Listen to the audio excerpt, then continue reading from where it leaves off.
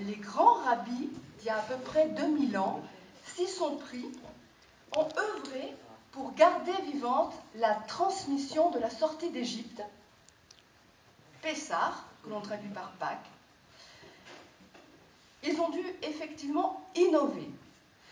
Pourquoi ? Parce qu'en l'an 70, le temple à Jérusalem est détruit, qui était le centre de la vie spirituelle du peuple juif. Parce qu'en l'an 135, l'empereur Adrien décrète que les Juifs n'ont plus le droit de mettre un pied à Jérusalem, des milliers sont massacrés et l'immense majorité s'exile et va rejoindre soit des communautés juives déjà existantes dans l'Empire romain, soit en créer d'autres, y compris au-delà de l'Empire romain de l'époque. Donc, ces grands rabbis d'il y a 20 siècles ont élaboré, mais sur plusieurs siècles par contre, un récit, un questionnement, un document pédagogique qui s'appelle la Haggadah de Pessah. Donc cet exposé que je vais vous faire aujourd'hui a deux parties. La deuxième partie, ce sera un zoom sur certains passages de la Haggadah. La première partie, celle de maintenant, va être de contextualiser la sortie d'Égypte. Car pour que le peuple hébreu sorte d'Égypte, il fallait d'abord qu'il descende en Égypte. Donc on va voir par quel mécanisme il se retrouve en Égypte. Et nous allons étudier certains versets de l'Exode, que vous avez dans le petit livret qui vous a été remis. Mais donc pour recontextualiser, eh bien évidemment, si on parle d'un peuple hébreu, la question se pose de pourquoi y a-t-il un peuple hébreu plutôt que rien ? Évidemment, je ne vais pas répondre à cette question, non pas parce que je ne le veux pas, mais parce que je ne le sais pas. Je vais juste vous donner des pistes de réflexion. Donc, commençons par Noé.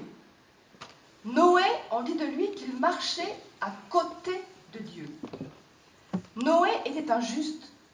Injuste pour lui-même, injuste pour sa famille, mais pas pour les autres. On voit bien la nécessité qu'arrive un personnage comme Abraham, qui lui est injuste, qui va plaider pour tous ses frères humains. Après Noé, il y a l'épisode calamiteux de la tour de Babel. La tour de Babel, évidemment, c'est en hébreu, parce que si on dit en français, on perd toute la réflexion de ce qui se passe dans la tour de Babel. La tour de Babel, c'est toutes les familles de la terre qui vont construire une tour, et le vocabulaire en hébreu nous montre que les êtres humains, les fils et les briques avaient la même valeur. C'est un monde de matérialité.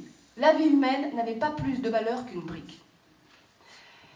Et ils s'unissent et ils parlent tous, non pas une seule langue, on peut traduire par une seule lèvre en hébreu, et essayez de parler avec une seule lèvre, et vous verrez que ce qui sort, ce n'est pas un langage articulé, mais juste des porporismes. Donc c'était une langue unique, certes, mais qui n'était là que pour donner des ordres. Donc c'est un épisode calamiteux, bien sûr, puisqu'on voit bien que ces humains qui s'unissent, toute différence individuelle et toute différence entre les différentes cultures est abrasée. Donc de là, la nécessité qu'arrive un peuple différent, singulier, avec néanmoins une vocation universelle. Donc on arrive à Abraham. Abraham l'hébreu. C'est comme ça qu'il est nommé, Abraham l'hébreu. On dit d'Abraham qu'il marche devant Dieu. Tout à l'heure vous avez dit Jean-Baptiste court devant. On dit d'Abraham, il ne marche pas à côté, mais il marche devant Dieu. Dieu dit à Abraham que toutes les familles de la terre seront bénies par lui et par ses descendants. Donc on voit d'emblée qu'il y a, pour le peuple qui va sortir d'Abraham, une vocation singulière, puisque c'est un peuple très à part, mais à une responsabilité universelle. Dieu dit à Abraham qu'il va donner à lui et à ses descendants une terre.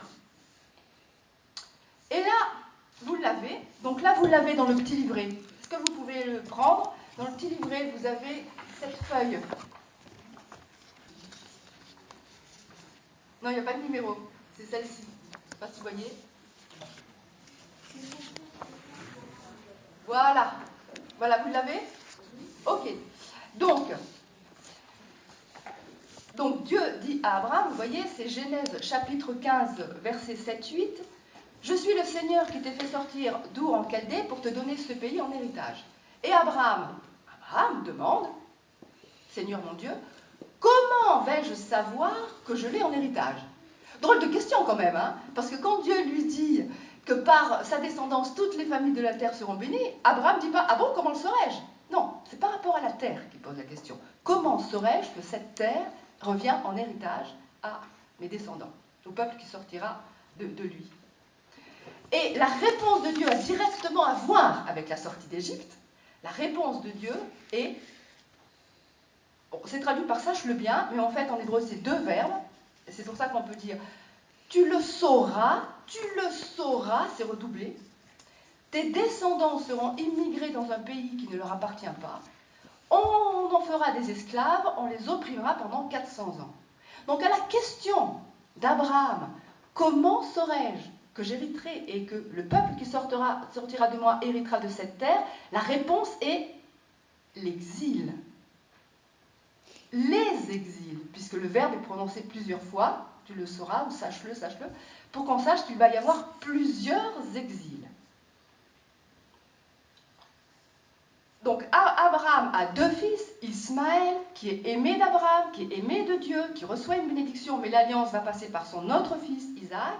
Isaac a deux fils, Ésav, qui est aimé de Isaac et qui va avoir une bénédiction d'Isaac, mais l'alliance passe par Jacob. Jacob va se battre avec un ange. À la suite de cette lutte, Jacob va prendre le nom d'Israël. Et donc Jacob, Israël, va avoir 12 fils, et l'alliance va passer par les 12 fils. Il avait un fils préféré qui était Yosef, tellement préféré que ça a attisé la jalousie des autres. Donc Yosef se retrouve vendu en Égypte. Et là, je passe sur tout un tas de péripéties. Yosef se retrouve devant Pharaon qui fait deux rêves. Et Yosef interprète les rêves en disant il va y avoir 7 années d'abondance, suivies par 7 années de famine. Et il faut faire des réserves pendant l'abondance de façon à pouvoir nourrir quand il y aura la famine. La famine sévit non seulement en Égypte, mais dans toutes les contrées aux alentours. Et c'est comme ça que la famille de Yaakov Israël, qui là compte 70 personnes, va descendre en Égypte. C'est par ce cheminement-là que la famille hébraïque arrive en Égypte.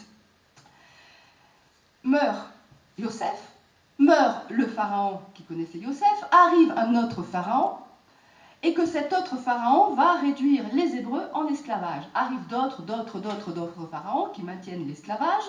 Arrive encore un autre pharaon qui va décréter que tous les premiers-nés garçons hébreux seront tués. Il y a un couple qui a un petit garçon, qui le met dans une nacelle. La nacelle file le long du Nil et arrive au pied de la fille de Pharaon qui adopte l'enfant et qui l'appelle Moïse. Bon, là aussi, je vais très vite. Moïse quitte l'Égypte, se retrouve berger dans le pays de Madian, et là, Dieu lui parle. Et Dieu lui parle et lui dit, Moïse, j'ai entendu les plaintes de mon peuple Israël.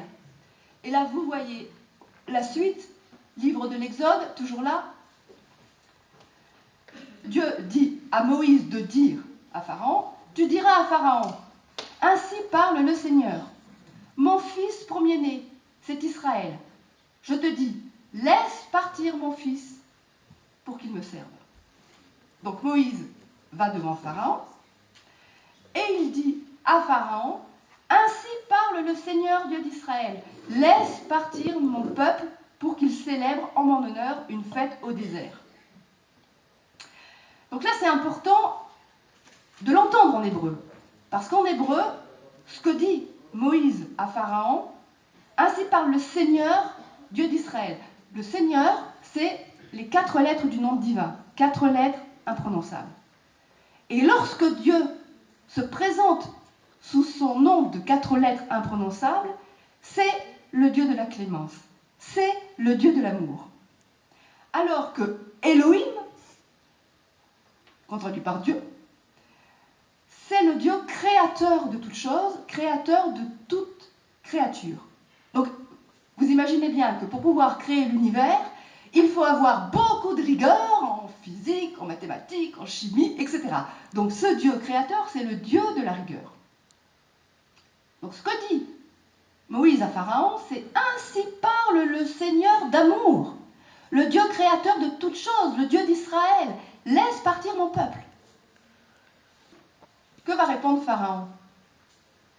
Pharaon répond « Qui est le Seigneur d'amour pour que j'écoute sa voix et laisse partir Israël? Je ne connais pas le Seigneur d'amour et je ne veux pas laisser partir Israël. » Pharaon peut tout à fait comprendre, et peut-être même qu'il croit, qu'il y a un Dieu créateur de toutes choses. Ça, c'est pas un problème pour Pharaon. Dans la mesure, bien sûr, où lui, Pharaon, est le dépositaire, en quelque sorte, de la toute-puissance divine. Et qu'il peut, par tout un tas de rites, amadouer cette toute-puissance divine, voire la contrôler. Ça, c'est pas un problème. Un Dieu tout-puissant, c'est pas un problème pour Pharaon. Mais qu'un Dieu tout-puissant soit aussi un Dieu qui aime et qui s'intéresse à qui? Un peuple d'esclaves, à des loqueteux. Ça, Pharaon ne peut pas le comprendre. Donc, Dieu va en quelque sorte s'adresser à Pharaon au niveau où en est Pharaon. C'est-à-dire que par les plaies du Nil qui se transforme en sang, des grenouilles, des poux, des bêtes féroces, Dieu montre à Pharaon qu'il ne contrôle pas ni la nature, ni les créatures. Mais à chaque fois, Pharaon alourdit son cœur. C'est lui-même, Pharaon, qui alourdit son cœur. On voit bien que la première parole de Pharaon, qui est sa parole à lui, c'est de dire « Je ne connais pas le Seigneur d'amour, je ne laisserai pas partir Israël. » Ensuite, il va lui-même alourdir son cœur, jusqu'à la 5e plaie, où la 5e plaie, c'est celle de la peste des animaux. Là, le texte nous dit que Pharaon envoie ses conseillers pour voir qu'est-ce qui se passe. Jusqu'à présent, peut-être que Pharaon ne s'était même pas posé la question, tiens, est-ce que les plaies touchent aussi le peuple d'Israël ou pas? D'ailleurs, on ne le sait pas, est-ce que ça touchait aussi les Hébreux ou pas, on n'en sait rien. En tout cas, on sait que pour cette plaie-là, la 5e, celle de la peste des animaux, les animaux, le cheptel des Hébreux n'est pas touché. Les conseillers de Pharaon rapportent à Pharaon que le cheptel des Hébreux n'est pas touché, alors que le bétail des Égyptiens est touché. C'est-à-dire que là, Pharaon a le choix. Pharaon a le choix de se dire « Ah, mais quand Moïse me parlait d'un Dieu de bonté, c'est de cela dont il parlait, d'un Dieu qui peut épargner même du bétail. » Et Pharaon aurait pu faire le choix à ce moment-là, de dire « Ah, mais donc, moi aussi je veux bénéficier de ce Dieu d'amour. Puisqu'il me demande de laisser partir son peuple, je laisse partir son peuple et je bénéficie, moi aussi, de cet amour. » Ce n'est pas le choix que fait Pharaon. Le texte, avec sa promptitude, dit donc Pharaon envoie des conseillers. Voici pas un seul mort dans le cheptel d'Israël. Pharaon alourdit son cœur. Donc le choix que fait Pharaon, c'est de dire non à la miséricorde divine. À partir de là, pour toutes les autres plaies, il va être dit que c'est Dieu qui alourdit le cœur de Pharaon. Qu'est-ce que ça veut dire que Dieu alourdit le cœur de Pharaon? Est-ce que Pharaon n'est plus qu'une marionnette aux mains de Dieu? Ça veut dire qu'à partir du moment où Pharaon a dit non à la grâce, il ne sera plus jugé que par la rigueur. Et on arrive à la dernière plaie, qui est celle de la mort des premiers-nés. Et pour autant, est-ce que vous pensez que même si Dieu alourdit le cœur de Pharaon, est-ce que vous pensez que les portes du repentir sont fermées pour Pharaon? Est-ce que vous avez une idée du temps qui s'est écoulé entre le moment où Moïse parle à Pharaon et le moment où les Hébreux partent? Combien de temps à votre avis? Quelqu'un a une idée? Personne? Personne n'a d'idée? Oui? Ah non, pas 40 ans. Non, 40 ans, c'est dans le désert. Donc, c'est les Hébreux qui vont être dans le désert 40 ans. Non, non, il s'est écoulé 2 ans. 2 ans. C'est-à-dire que la grâce que Dieu fait à Pharaon, c'est de lui donner 2 ans. 2 ans d'introspection, 2 ans pour réfléchir, 2 ans pour comprendre. Donc on voit bien que même pour Pharaon, les portes du repentir n'étaient pas fermées. Donc, les Hébreux vont sortir d'Égypte. Ne vous inquiétez pas, on va venir sur le texte de l'Exode et on va l'étudier. Donc ils sortent de l'Égypte, et lorsqu'ils sortent de l'Égypte, ils emmènent avec eux les ossements de Yosef. Donc Yosef qui était descendu et qui avait nourri toutes les populations quand il y avait eu la famine. Ils emmènent avec eux les ossements de Yosef pour bien montrer qu'il y a une continuité entre la famille hébraïque et le peuple hébreu. Lorsque les Hébreux vont arriver sur la terre de Canaan, sur la terre d'Israël, ils vont enterrer les ossements de Yosef à Shrem. Alors, est-ce que vous vous souvenez quel est l'épisode des évangiles qui se passe à Shrem? Shrem, la ville où repose Yosef le nourricier. Qu'est-ce qui se passe à Shrem? Alors, eh bien, c'est Jésus qui parle à la Samaritaine. Là où est enterré Yosef le nourricier. Alors, maintenant, toujours ce texte-là. Alors, on voit l'Exode, chapitre 12. Qui veut lire les versets 1 et 2? Oui. Dans le pays d'Égypte, le Seigneur dit à Moïse et à son frère Aaron: ce mois-ci sera pour vous le premier des mois.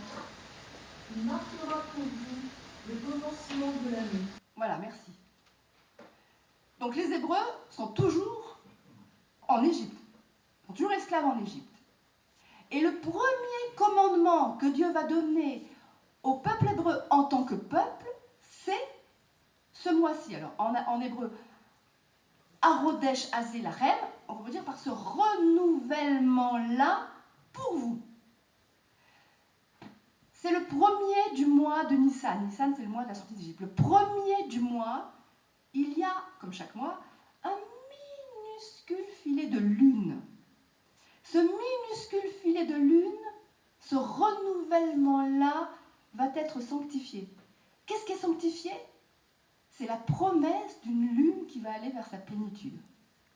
Pour pouvoir sortir de l'esclavage, il est important que les Hébreux entrent dans un temps qui est un temps hébraïque. Un temps hébraïque de promesse, un temps hébraïque de confiance. Le filet va aller vers sa plénitude. Il va donc y avoir ce renouvellement-là pour vous, c'est-à-dire ça concerne uniquement les Hébreux, uniquement les Juifs, pour vous. Il va y avoir un temps de renouvellement chaque mois, mais comme le temps est en même temps un temps solaire, il va donc y avoir un renouvellement dans un cadre déterminé. Et il va y avoir, pour le peuple juif, 2 nouvel an. Le nouvel an, celui-ci, le premier mois, sera pour vous le premier mois, qui va du printemps au printemps, qui est donc un nouvel an, une année, de printemps à printemps, spécifiquement pour le peuple juif, et une deuxième année, qui va, enfin une deuxième année, parallèlement, un autre nouvel an qui est celui de Rosh Hashanah, qui va de l'automne à l'automne. Rosh Hashanah, c'est lorsque tous les êtres humains, pas seulement les juifs, tous les êtres humains passent en jugement devant Dieu. Donc on voit bien là qu'il y a 2 nouvel an.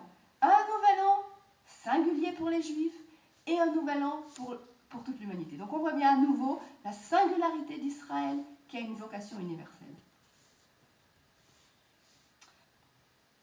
Alors, qui veut lire les versets 3 à 6? Oui? Qui veut? Allez-y.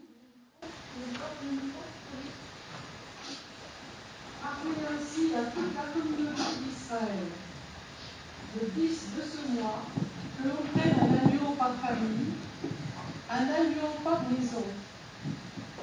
Si la maisonnée est trop peu nombreuse pour un agneau, elle le prendra avec son voisin le plus proche, selon le nombre des personnes.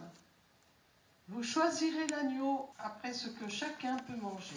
Si la maisonnée est trop peu nombreuse pour un agneau, elle le prendra avec son voisin le plus proche, selon le nombre des personnes. Vous choisirez l'agneau d'après ce que chacun peut manger.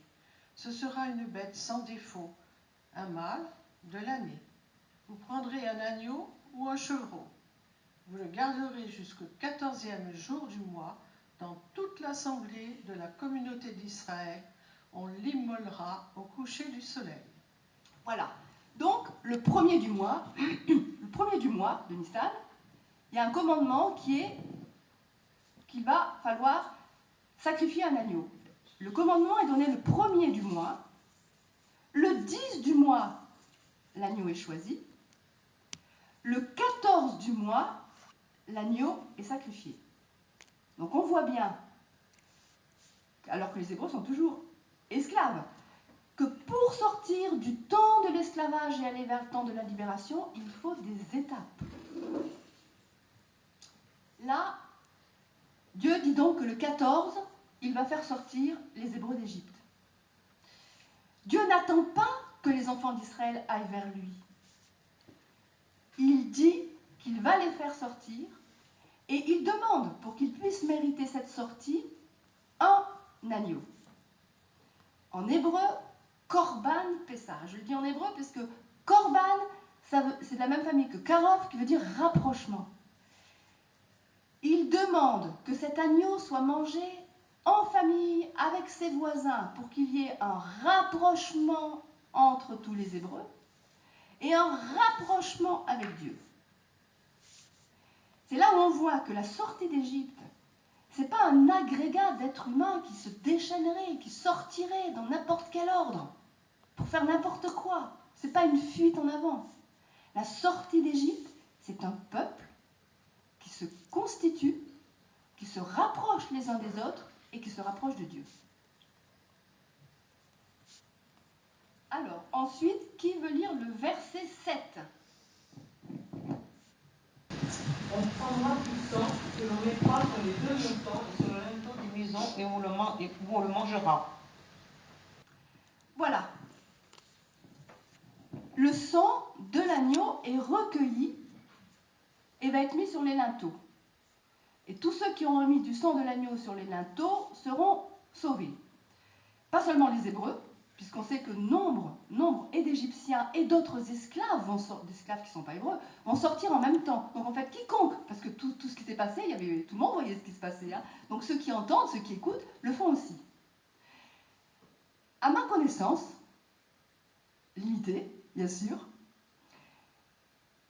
donc qui est soumis à amendement si d'autres personnes savent autre chose, il y a là un point commun entre le peuple juif et les chrétiens, qu'on ne retrouve pas ni dans l'islam, sunnite ça c'est sûr, ni chez les anciens grecs et romains, ni chez les aztèques, même s'ils avaient des sacrifices très sanglants, ni chez les hindouistes, cette idée qu'un sang particulier peut sauver. Ça, c'est quelque chose, me semble-t-il, qu'on ne retrouve pas ailleurs, et qui peut sauver les individus et la collectivité. Donc là, si vous voulez, vous tournez la page, et on trouve dans le livre d'Ézéchiel, au chapitre 16, verset 6, je vais vous donner la traduction de Shoaki qui est la plus proche du texte parce que l'autre traduction au-dessus, elle est un peu folklorique. Donc je passais, c'est Dieu, hein, je passais près de toi et je t'ai vu te tordant dans ton sang. Et je te dis, dans ton sang, vis. Et je te dis, dans ton sang, vis. Mais vie, ça pourrait être aussi un futur. Hein. On pourrait aussi traduire par un futur. Et je te dis, dans ton sang, tu vivras. Et je te dis, dans ton sang, tu vivras. Donc Rabbi Eliezer, qui était un grand rabbi du Talmud, dit, pourquoi est-ce qu'il y a 2 fois « et dans ton sang tu vivras ». Pourquoi 2 fois? Et il dit, c'est parce qu'il y a le sang de la Brit Mila, le sang de l'alliance de la circoncision et le sang de l'agneau. Et c'est par le mérite de ces 2 sangs que nous verrons tous les temps messianiques. Ensuite, on revient donc à l'Exode. Qui veut lire les versets 8 et 9? On mangera sa chair, cette vie-là, on la mangera rôtie au feu, avec des pains sans levain et des herbes amères. Vous n'en mangerez aucun morceau qui soit à moitié cuit ou qui soit bouilli.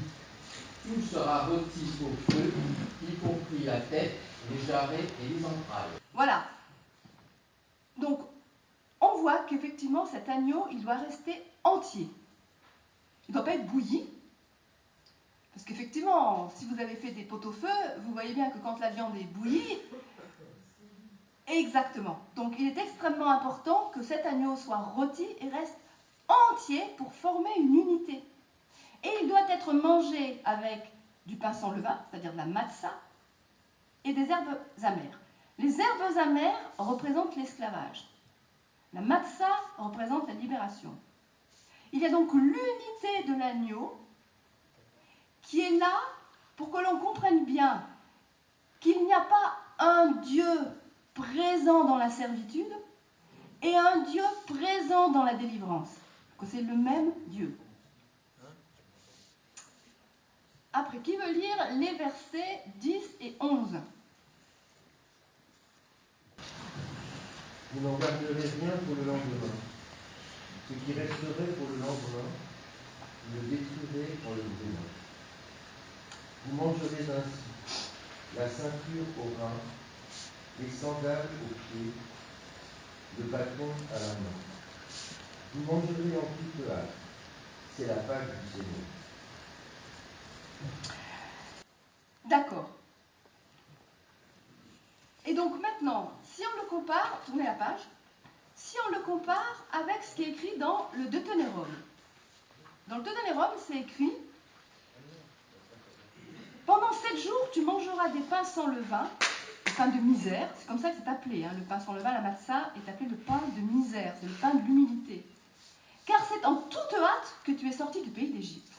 Alors le Deutéronome nous dit qu'on mange du pain sans levain parce qu'il n'a pas eu le temps de lever. Parce qu'on est sorti en toute hâte. Enfin, les Hébreux sont sortis en toute hâte, tellement à la hâte que le pain n'a pas eu le temps de lever. C'est ce que dit le Deutéronome. Alors, ce que dit l'Exode, il y a un truc qui cloche. L'Exode dit que c'est le premier du mois que Dieu dit que les Hébreux vont sortir le 14. Ils avaient donc 14 jours pour faire du pain et avoir tout le temps que le pain puisse effectivement gonfler.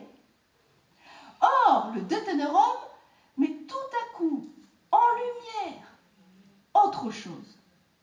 C'est-à-dire qu'on voit bien que le Deutéronome, c'est déjà une lecture de la Torah.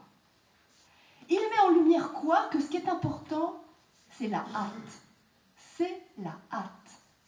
Alors, quelle différence y a-t-il entre de la matzah, donc du pain qui n'a pas levé, et du pain qui a levé? C'est exactement les mêmes ingrédients.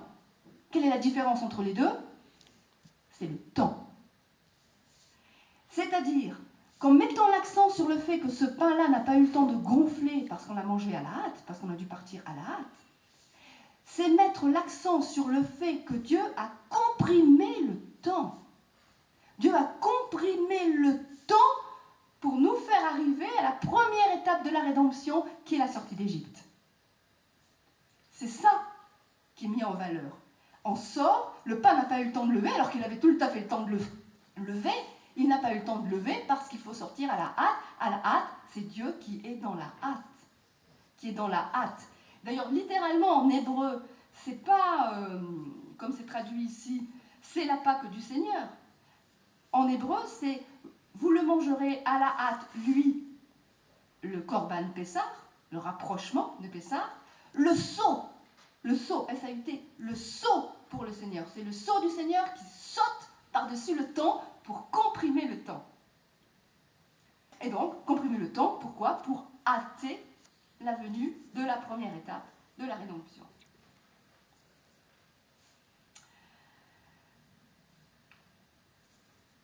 Eh bien, maintenant, on va, juste pour un petit peu souffler, on va écouter la chanson que chantent tous les enfants à Pessah, Manishtana. Manishtana Haleila Zenikol Aleilot. En quoi cette nuit-là est-elle différente de toutes les autres nuits?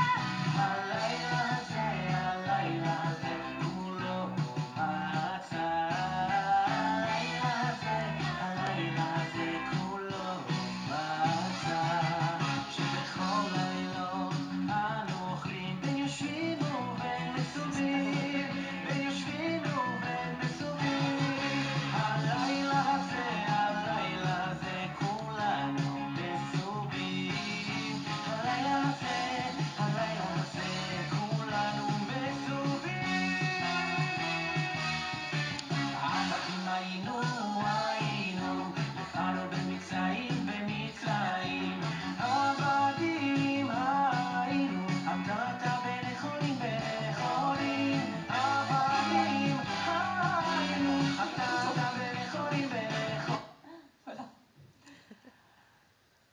Donc maintenant, la seconde partie. La Haggadah. Alors, à votre avis, est-ce que vous pensez que les grands rabbis qui ont rédigé la Haggadah s'y sont pris de la façon dont je m'y suis prise pour raconter la sortie d'Égypte? Est-ce que vous pensez que j'ai mis mes pieds mes pas dans leurs pas ou pas? Eh bien, la réponse est non. Non et non. Ces grands sages font tout autre chose que ce que j'ai fait. C'est important de voir la différence, parce que bien sûr qu'on peut étudier comme ça, mais ce n'est pas le choix qu'ont fait les grands sages du Talmud. Ils n'ont pas fait ce choix-là de prendre les versets et d'avancer pas à pas avec les versets. Pourquoi? Parce que leur crainte était qu'on puisse idolâtrer les versets. On peut idolâtrer plein de choses, y compris les versets de la Torah.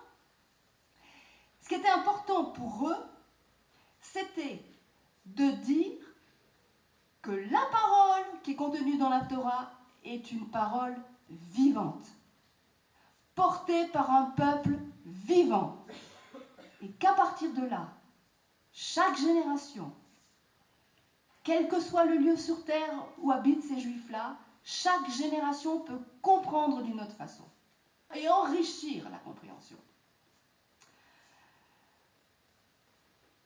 Donc ils vont faire le choix de se dire qu'il est important, puisque n'oublions pas que après l'an 135, donc il n'y a plus de temple,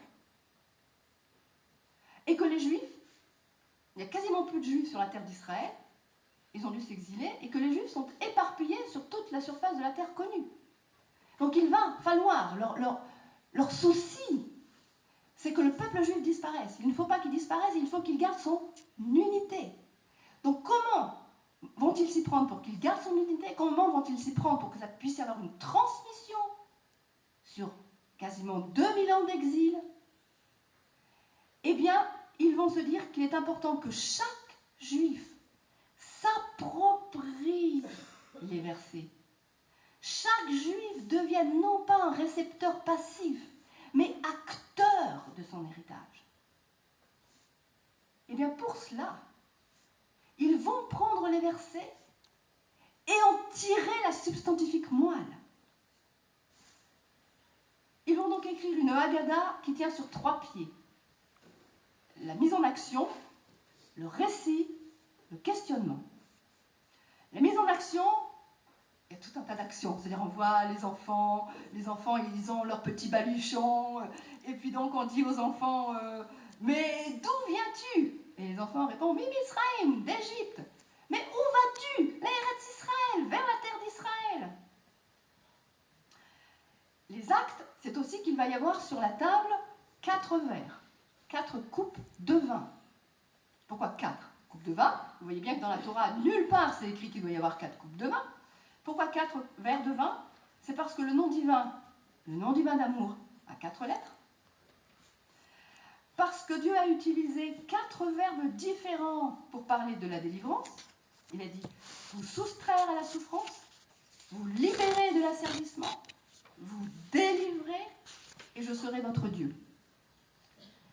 Et 4 vers parce qu'il y a eu 4 exils. Donc on voit bien que la Torah, d'ailleurs, de toute façon, jamais, les Juifs quand ils parlent entre eux, ils ne parlent jamais de la Torah en disant testament, parce que testament, forcément, si on dit testament, on dit mort. Jamais. C'est une alliance, mais ce n'est pas un testament. Il va donc falloir transmettre, encore une fois, vous voyez, c'est ça l'essentiel, c'est que chaque Juif s'approprie le texte et qu'il en devienne acteur. Il va donc y avoir ces 4 vers et il va y avoir la mise en scène de 4 enfants. Vous le trouvez, voyez cette feuille-là. Vous voyez cette feuille? Donc dans cette feuille, ici, là, c'est écrit « Béni soit le Seigneur Tout-Puissant, béni soit-il, béni soit celui qui a donné la Torah à son peuple Israël, béni soit-il ». Dans 4 passages où elle nous demande de raconter la sortie d'Égypte à nos fils, la Torah parle de 4 enfants différents. Un sage, un désinvolte, un naïf et un qui ne s'est pas posé la question. Là, derrière cette deuxième page, vous voyez ça, derrière cette deuxième page, vous avez le texte de la Torah. Dans le texte de la Torah, nulle part, vous trouvez qu'il y a un enfant, un sage, un désinvolte, un naïf, un qui ne sait pas la question. Nulle part, nulle part. Mais les grands rabbis se sont dit, ok, on trouve 4 réponses, mais juste 3 questions. Donc c'est bien parce qu'il y a 3 questions et 4 réponses qu'ils se sont dit, tiens, il y en a peut-être un qui ne savait même pas poser la question. Ça, c'est le texte de la Torah. La Haggadah va donc mettre en scène 4 enfants. 4 enfants qui vont réagir de façon différente aux dons que l'on reçoit. C'est-à-dire qu'on voit bien que ce n'est pas 4 enfants, c'est 4 types d'êtres humains, mais également un même être humain qui à différents moments de sa vie peut réagir de 4 façons différentes par rapport aux dons qu'il reçoit. Alors, il va y avoir, le sage, je le garde pour la fin, il va y avoir, moi je préfère dire le désinvolte que le méchant. Le désinvolte, en quelque sorte, c'est celui qui dit « Vous étiez serviteur de Pharaon, maintenant vous êtes serviteur de Dieu, dans tous les cas vous êtes des serviteurs. Qu'est-ce que ça change? Tout est dans tout, tout se vaut. » Donc à celui-là, la Haggadah répond « Ah bon, tout se vaut. Eh bien si tu avais été esclave en Égypte à ce moment-là, ben toi tu serais resté en Égypte. Et tu n'aurais pas participé à cette grande aventure humaine. » Après, il y a le naïf. Le naïf, c'est celui qui est très sensible au miracle. Lui, ce qu'il touche, c'est les miracles, c'est les signes. Donc à lui, puisque c'est ça qu'il touche, on va lui répondre au niveau des miracles et des signes. Et puis il y a celui qui ne s'est même pas posé la question, même pas posé une question. Celui-là, il est tellement éloigné de la synagogue, tellement éloigné de l'église, qu'il ne sait même pas quelle question poser. Mais pourtant, il a quand même une petite oreille dressée. Donc à lui, devant lui, on va mettre un matériel pédagogique pour éveiller sa curiosité et pour qu'il arrive à poser une question, qui sera la sienne. Et puis il y a le sage.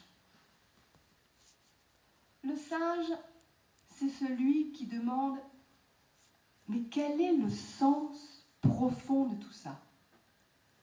Quel est le sens caché de tout ça ?» Et à lui, on lui répond quelque chose d'aussi profond que sa question, qui est « On ne mangera rien après la ficomène. » Vous allez dire « Ah ?»